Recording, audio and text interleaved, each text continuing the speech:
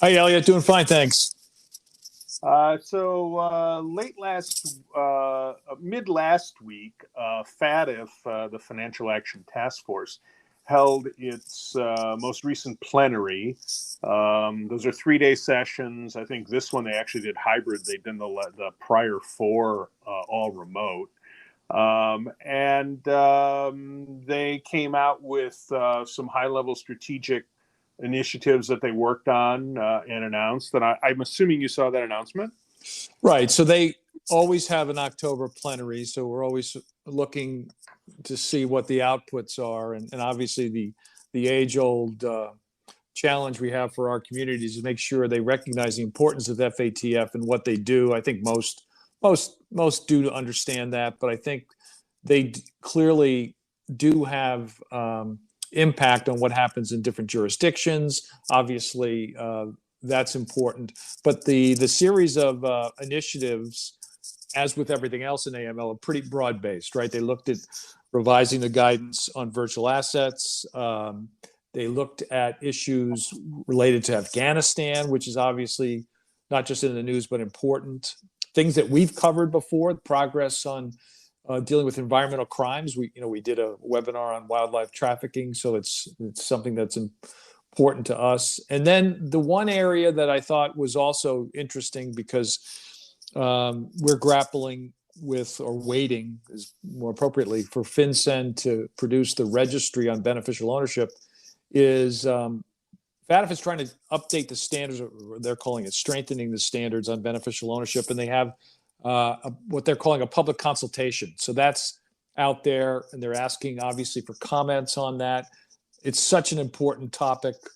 It's such an important global topic. So that's another thing. So other things happened as well, but I thought those several items that I mentioned were pretty important. Agreed. So in that one on beneficial owner, they actually, in the summary, they actually reference the Pandora Papers as, additional global context. I guess the other one that you didn't mention that I thought was interesting is they issued a final report on working on standards for cross-border payments. Right. Which is a big thing. It's got, actually the initiative has a bunch of components, and FATF took on what I think is one of the tougher ones, and that is how analyzing and then ultimately proposing some solutions on how the regulations of AML and CFT around the globe are different, and how those rules create friction in effective systems for cross-border payments. So, some of the other building blocks of that initiative are much more technical on the payment side, but this is more about how the various regulatory regimes, when they're not synchronized, actually make cross-border payments a challenge. And clearly everybody's looking for smoothing out the cross-border payment processes. Right. Yeah. No, I that is an important element as well. And then going back to your reference about beneficial ownership, they have a specific statement on the Pandora Papers because obviously they recognize that the press and the focus on the hiding of assets continues to be a challenge. And FATF, to their credit, have been pretty vocal, and they've worked a lot on that topic for a number of years. Indeed. So a few of these things that came out of this plenary are things that they view for the particular initiative they're now complete, but many of them are progress reports or interim reports, things like that. And so I know we've done this in the past when we've talked about FATF, and we've done some webinars on FATF activity too. It's really important if you're involved in the financial crime compliance community at this point, with transactions being global and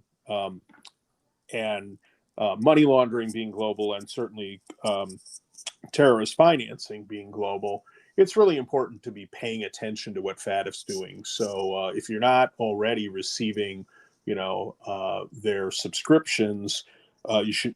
We'd recommend that you sign up for them, or at least visit the FATF website on some kind of regular basis to see what's going on, because there's always something new.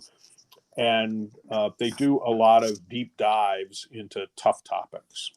Yeah, and the last thing that I'll mention is, given what's happening in Afghanistan, FATF issued a public statement, and one of the parts of that statement I wanted to highlight, besides the obvious, that they want to make sure that there's not going to be an increase in terrorist activity, which unfortunately a lot of experts think will happen. But they say that they reiterate the most important aspect of ensuring that NPOs and other humanitarian actors can still provide humanitarian assistance in the region without delay or disruption. So they call on all jurisdictions to protect those NBOs from being misused for terrorist financing. So again, an issue we've covered time and time again, unfortunately, is something that could be a byproduct of what's happened in Afghanistan.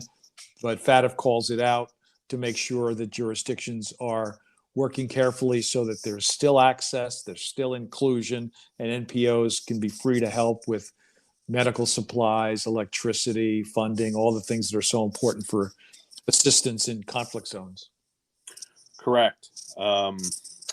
Okay, so I guess it's my turn to do shameless plug again. So we hope you enjoyed this edition of This Week in AML.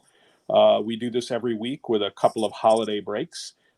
You can find this and all of our podcasts on Spotify and Apple Podcast, or wherever you get your podcast. And additional high-quality content you can find on our website, amlrightsource.com. And I'll just add one more quick thing if I can, and that is that several of us have been involved with the Antiquities Coalition in a financial crime task force, and we just filed a comment letter to FinCEN's ANPRM on placing antiquities under the Bank Secrecy Act. You'll find that on the Antiquities Coalition website, and it'll be on our website as well. Obviously, we're awaiting final reg proposals, which we will also comment on, but I just wanted to highlight that because it's an area we've talked about. You and I have talked about it. We've also done programming about. Correct. And another area of international concern, because so much of that activity crosses borders around the world. All right, John, you have a good weekend, and we will talk again next week. Take care, Elliot. Stay safe. You too. Bye-bye.